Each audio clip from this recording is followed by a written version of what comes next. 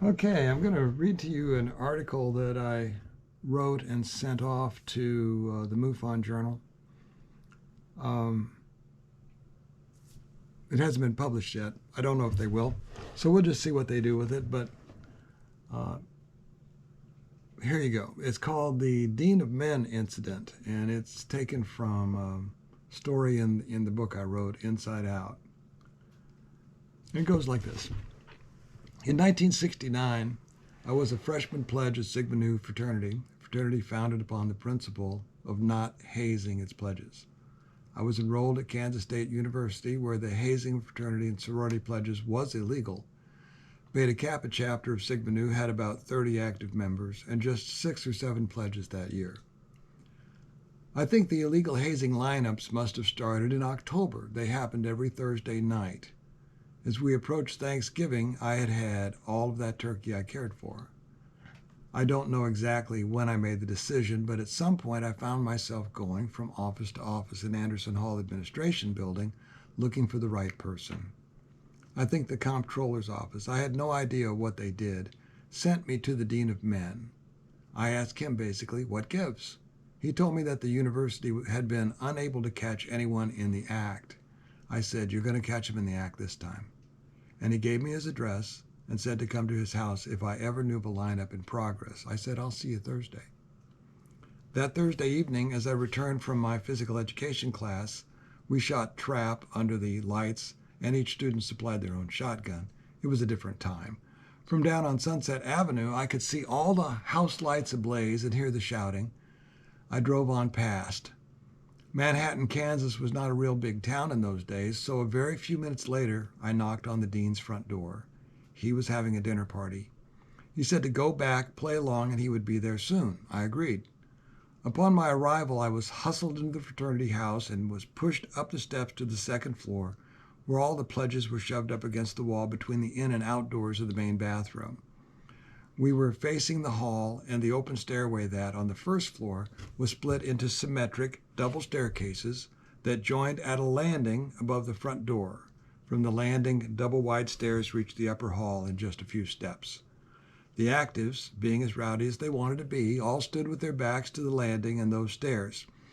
I was refusing to do my push-ups, and I was encouraging my fellow pledges to disobey as well.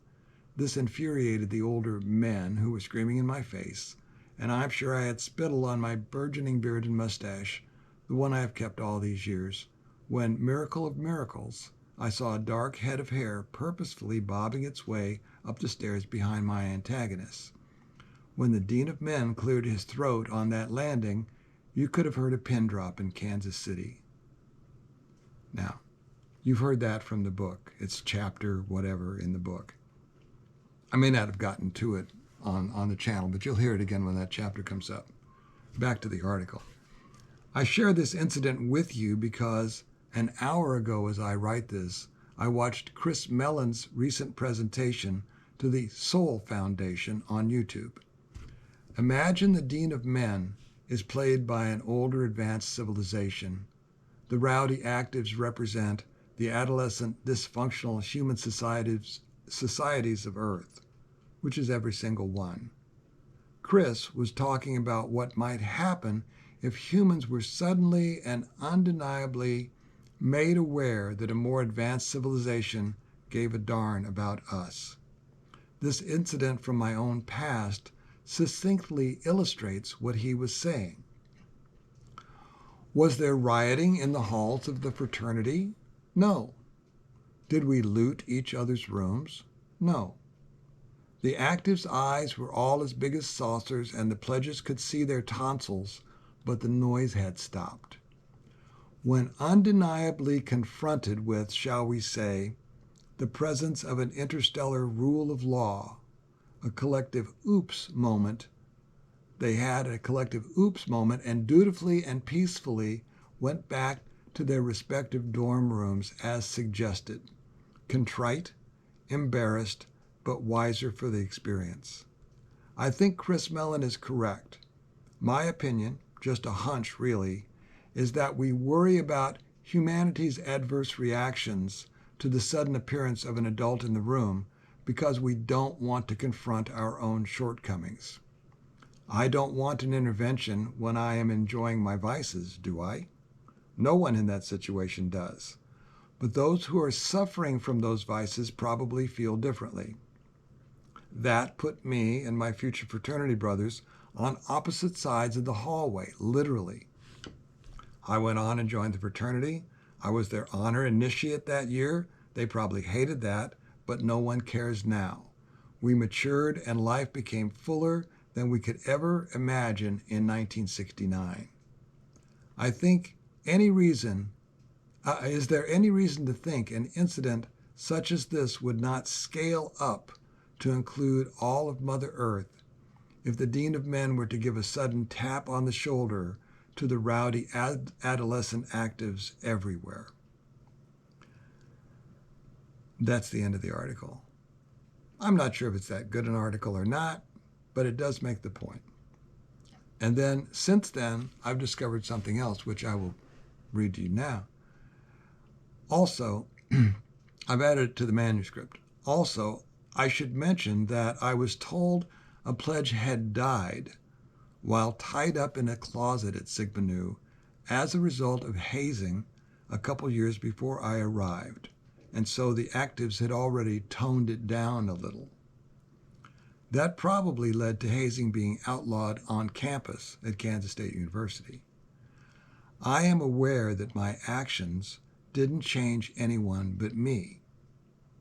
The actives got busted. They did not learn anything other than to be more careful next time.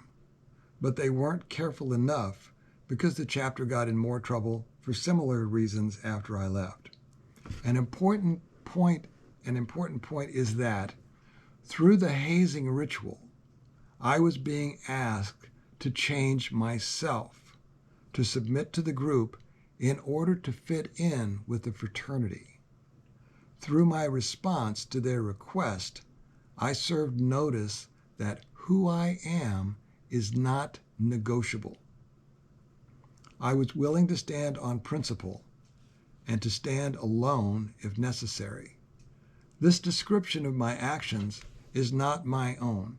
It comes from Brené Brown.